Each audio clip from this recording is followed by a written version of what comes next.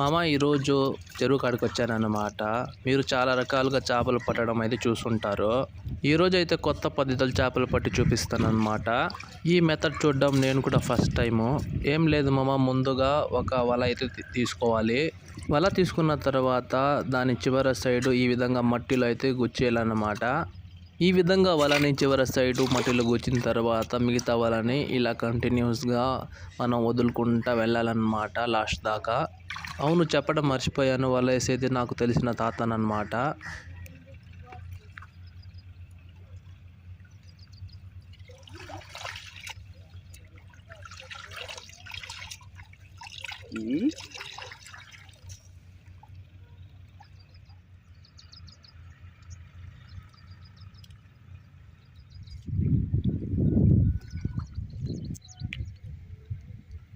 ఈ విధంగా వలని లాస్ట్ దాకా వేసిన తర్వాత వలని కొంచెం ముందుకు జరుపుకుంటూ వస్తారన్నమాట.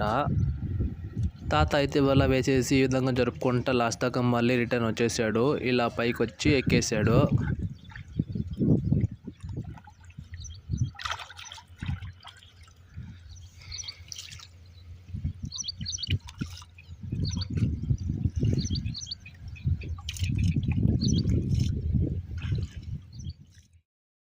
ఇలా పైకి ఎక్కిన తర్వాత వెంటనే అటు సైడ్ వెళ్ళాను అనమాట.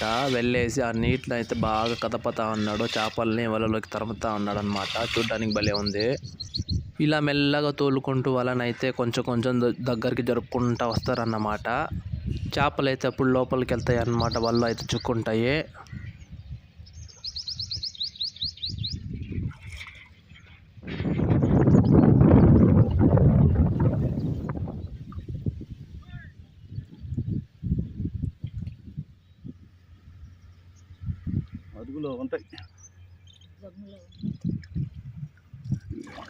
తాత అయితే ఈ విధంగా మెల్లగా జరుపుకుంటూ వచ్చాడు. వచ్చిన తర్వాత లాస్ట్లో ఒక చేప అనేది దొరికింది తాతకి. ఈ విధంగా దొరికిన చేపలు అక్కడే ఉండి సంచులు అయితే వేసుకుంటారన్నమాట.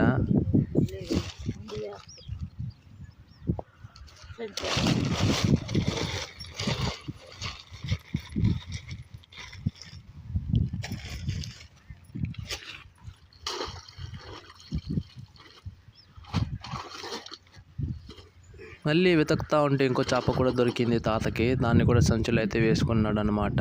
నాకైతే భలే ఆత్రంగా ఉంది ఏమేమి పడ్డాయో అనేసి.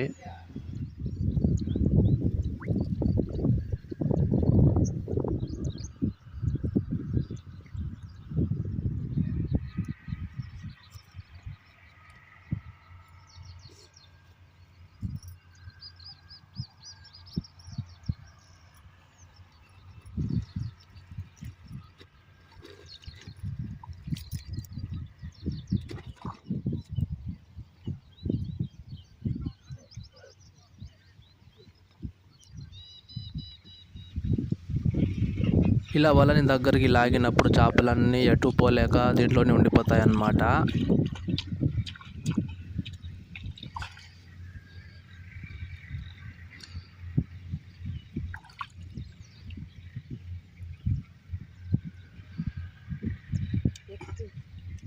మాటల్లోనే తాతకైతే ఇంకొక చేప దొరికిందనమాట. నా కోసం అయితే పైకేసాడు.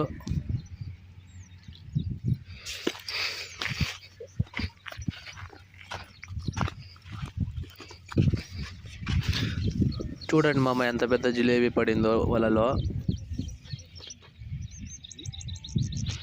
అలాగే ఇంకొక చేప కూడా వలలో పడింది, దాన్ని కూడా తాత పైకి వేసాడు చూడండి.